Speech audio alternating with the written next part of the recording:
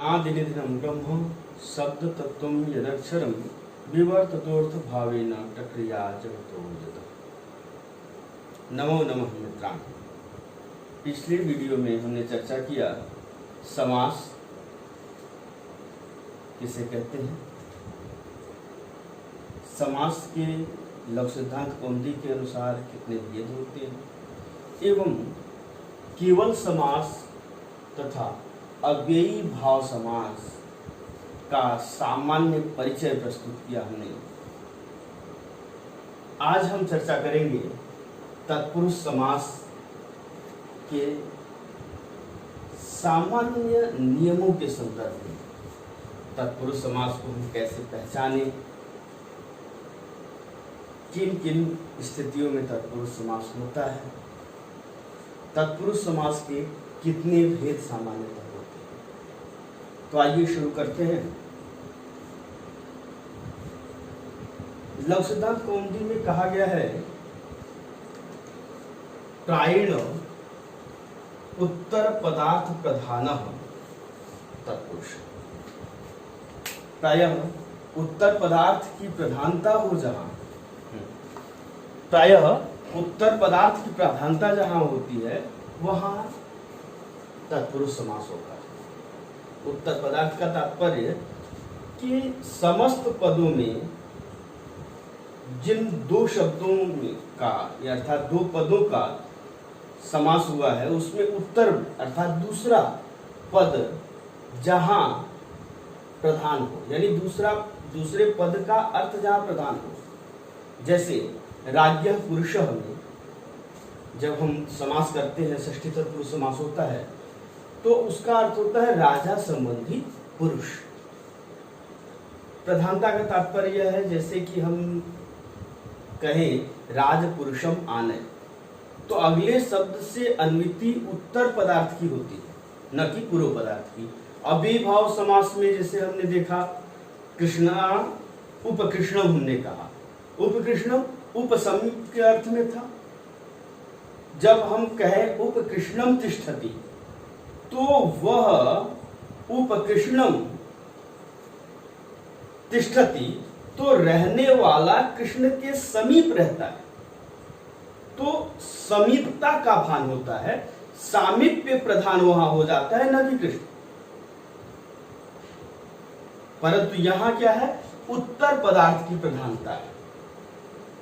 जहां उत्तर पदार्थ की प्रधानता द्योतित होती है वहां तत्पुरुष समास होता है। ऐसे समस्त पद जिसमें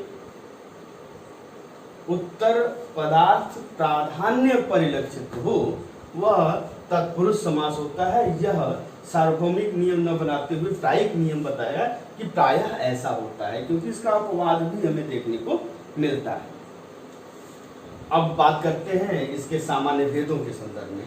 तो इस तत्पुरुष की प्रकृति के आधार पर हम तत्पुरुष समास को दो भागों में देख सकते हैं या दो दृष्टियों से देख सकते हैं। जहां दोनों पद का अधिकरण अर्थात एक विभक्ति प्रयोग, दोनों पद का अधिकरण जहां समान हो उनको समानाधिकरण कहते हैं, और जहां दोनों पद अलग अलग विभक्तियों में भिन्न भिन्न विभक्तियों में प्रयोग होते हैं वहां व्यधिकरण तत्पुरुष कहा जाता है। व्यधिकरण मतलब विगतः अधिकरण है व्यधिकरण। जैसे कि व्यधिकरण तत्पुरुष का समास आप देखते हैं, दूसरे पद जिन विभक्तियों में आते हैं उन विभक्तियों के आधार पर उनका भेद बताया गया है। जैसे व्यधिकरण तत्पुरुष का पहला भेद आप देख सकते हैं द्वितीया तत्पुरुष, कृष्णम श्रित, कृष्णाश्रित हो गया। तृतीया तत्पुरुष संकुलया खंड संकुला खंड। चतुर्थी तत्पुरुष यूपाय दारु यूप दारु। यहां आप देखेंगे पहला पद कृष्णम द्वितीयांत है, संकुलया तृतीयांत है, यूपाय चतुर्थ्यंत है। चौराद भयम चोर भयम प्रयोग देख सकते हैं, या भयाभीत भयभीत प्रयोग देख सकते हैं। इसमें पंचमी विभक्ति का प्रथम पद प्रयोग है, अतः यह पंचमी तत्पुरुष समास हुआ। राजपुरुषः या राजधानी, राज्ञः पुरुषः राजपुरुषः, राज्ञः धानी राजधानी। यह प्रयोग षष्ठ्यादि है, प्रथम पद षष्ठी में प्रयुक्त हुआ है, यह षष्ठ्यंत प्रयोग कहा जा सकता है। क्या कहा जाता है? यानी षष्ठी तत्पुरुष समास इसको कहते हैं। व्यधिकरण तत्पुरुष का अगला सप्तमी तत्पुरुष कहा जाता है, क्योंकि यह सप्त्यंत, पहला पद जो है वह सप्तम्यंत होता है। अक्षेषु सौंदः, अक्षेषु सौंदः। इस तरह से हम देखते हैं कि व्यधिकरण तत्पुरुष के 6 भेद हैं। अब यदि व्यधिकरण तत्व नहीं होगा तो उसका अधिकरण क्या होगा? समान होगा। जैसा हमने यहाँ पर देखा कि एक पद यानी कि श्रितः खंडः दारु भीतः भयम पुरुषः धानी सौंदः प्रथमांत, शेष द्वितीय से लेकर सप्तमी तक। अब प्रथमांत पद के साथ प्रथमांत पद ही रहेगा तो उसका अधिकरण क्या हो जाएगा? समान अधिकरण हो जाएगा। जब समान अधिकरण हो जाएगा तो लघु सिद्धांत कौमुदी में एक सूत्र आता है, तत्पुरुष समानाधिकरण कर्मधारयः। तत्पुरुष जब समानाधिकरण हो, दोनों पदों का अधिकरण समान हो, तो वह कर्मधारय कहा जाता है।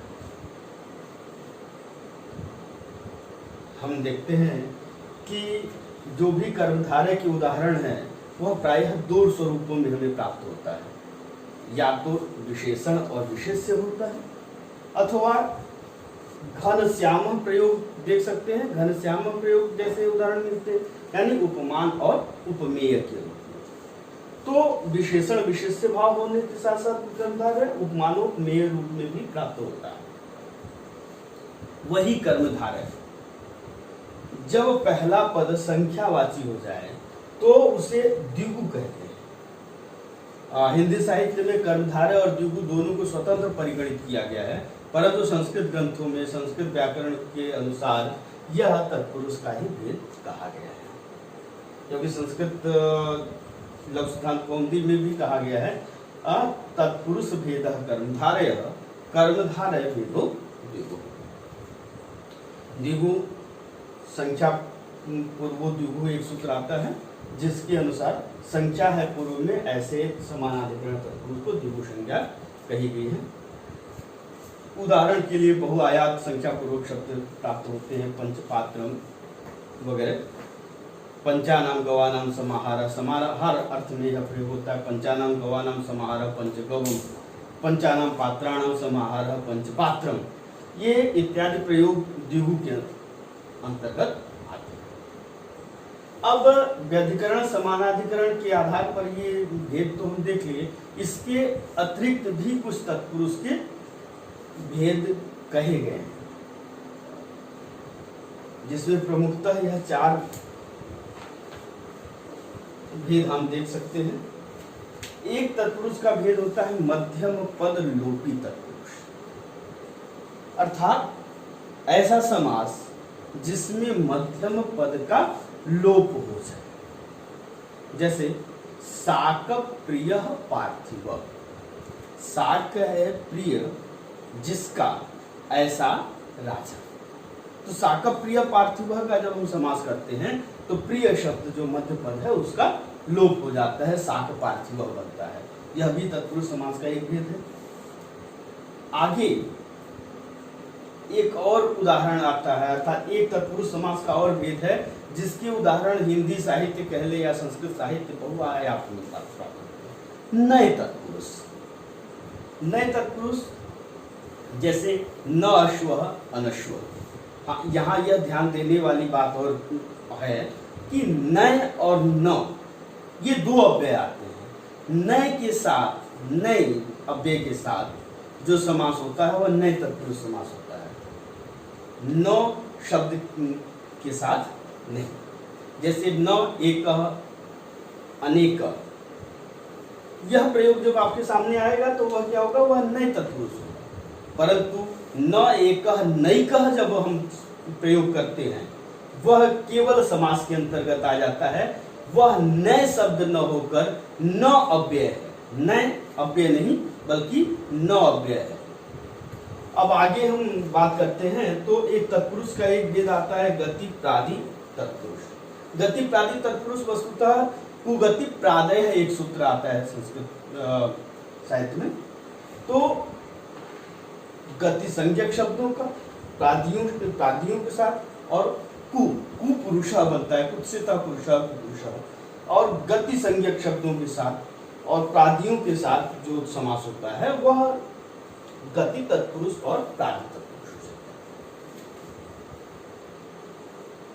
है। इसके साथ एक भेद तत्पुरुष का और प्राप्त होता है जिसे हम उपपद तत्पुरुष कहते हैं। उपपद समास के उदाहरण बहुत सारे हैं, जैसे कि कुंभम करोति इति कुंभकारः।